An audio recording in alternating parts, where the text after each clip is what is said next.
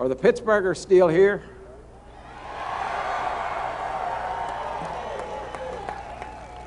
I too want to thank Canton for really being so kind and great to us. My family is here. They're in this section. That's about half of my family. They go back there.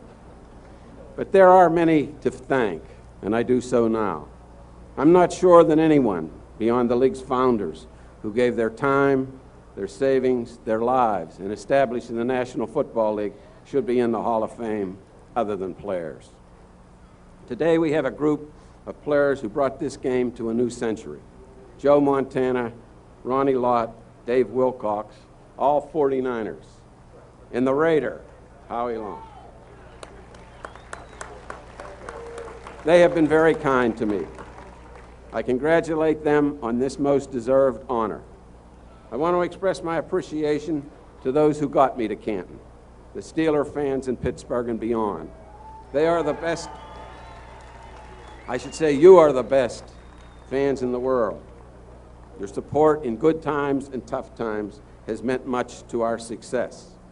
The media everywhere who kept the fire in the Steeler fans and organization. Those who voted for me, I thank you all, especially Ed Bouchette.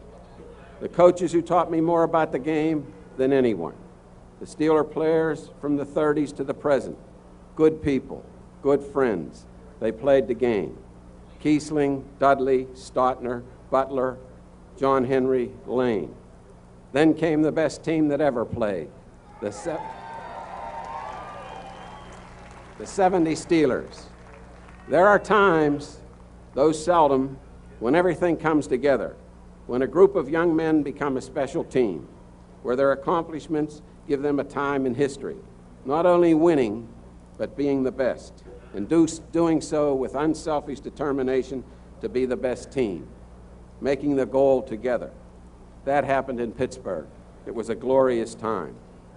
It began in 1969 when Chuck Noll, a young coach, arrived with the ideals and commitment to be the best, then assembled players with similar desires and convinced them that the goal was possible, not an easy task. But he never deviated and stuck to the basics. They began to believe that they could be the best. We are not here today to celebrate statistics. We are here to celebrate excellence and the accomplishment of people reaching a level collectively to be the best they could be, men of character, helping each other to reach the heights of human achievement.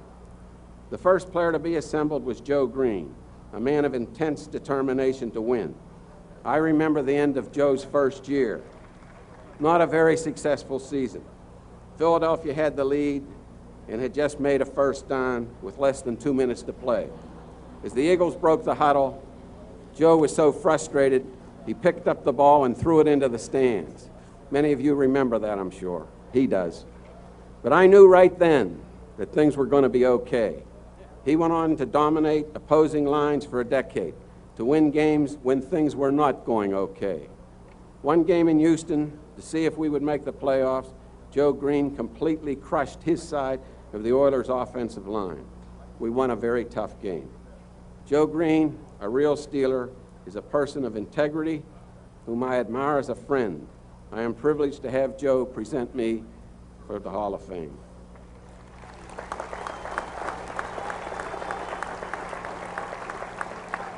Later came Jack Lambert, who would not tolerate any less commitment than he had from anyone in the organization. Players, coaches, staff, and yes, presidents. In 1972, Franco Harris came to the Steelers. Before that time, we never won too often. After he came, we never lost. Franco was a very motivating player in a quiet way. He is probably the most caring individual player I ever met. But there are so many on those teams that brought victory, I could relate heroics on all of them.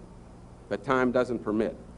Remember Bradshaw, Ham, Russell, Webster, Blunt, Rocky, Swan, Stallworth, Shell, L.C., White, Wagner, all of them. They all belong here because they all deserve to be enshrined in Canton because they were the best of the best. Other teams at times have considered themselves as enemies of the rest. The Steelers respected everyone they played as a tribute to the game. The league had no better champion because they carried the banner with pride and dignity. They were different in play as well as conduct, love for the game, the league. They were all proud of their differences. And there are players of the 80s and 90s who were terrific Steelers and accomplished much success. Woodson, Lloyd, Hinkle, Kirkland, Dawson are just a few, led by another special coach, Bill Cowher.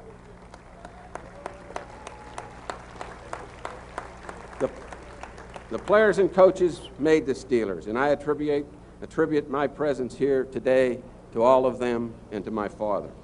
My father, one of the early men who did everything to make the NFL succeed. It is special to join him here. He gave me the understanding of what the league meant. He gave me the commitment to do everything possible to keep it strong and viable. He, with Hallis, Marshall, Mara, Lambeau, Bidwell, Bell, Carr, were the men who forged the league. I wish my parents were here. Mom ran everything in our family, and she would be very pleased. Many of our family are here, especially Patricia, my wife. She is the one who keeps me straight. She was there always. She wouldn't let me fail. She is my conscience, counselor, and critic, a thoughtful critic even when I don't want a critic. Without her, I sure wouldn't be in Canton.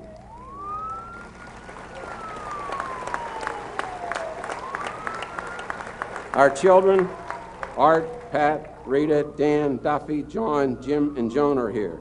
Our daughter Kathleen, who died, is with God. I believe she is here also. Our grandchildren, and my children's spouse, I should say, and our grandchildren, my brothers, nephews, nieces, the McGinleys are here, as are the Steelers staff, those not in Dallas for the game tomorrow. I wish you would all stand up, the Steeler players who are here, my family, and everybody. Please stand up.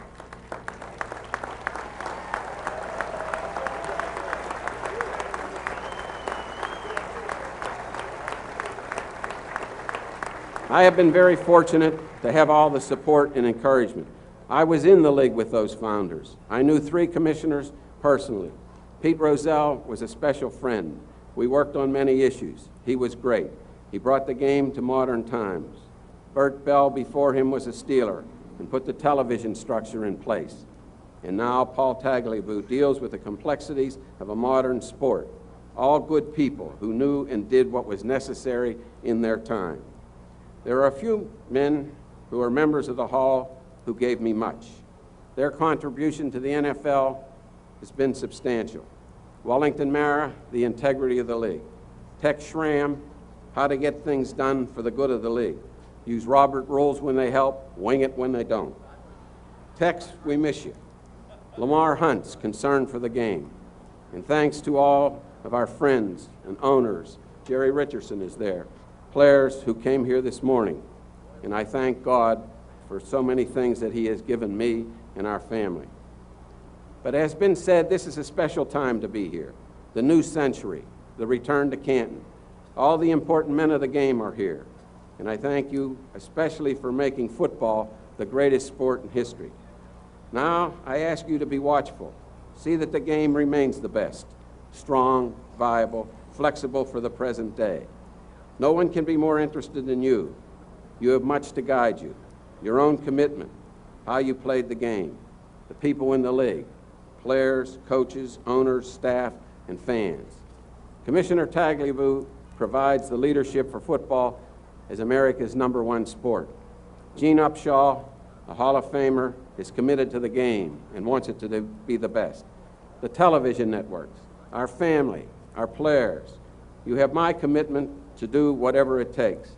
The National Football League, the game, is your legacy. Don't let anyone tarnish it. God bless you and sláinte.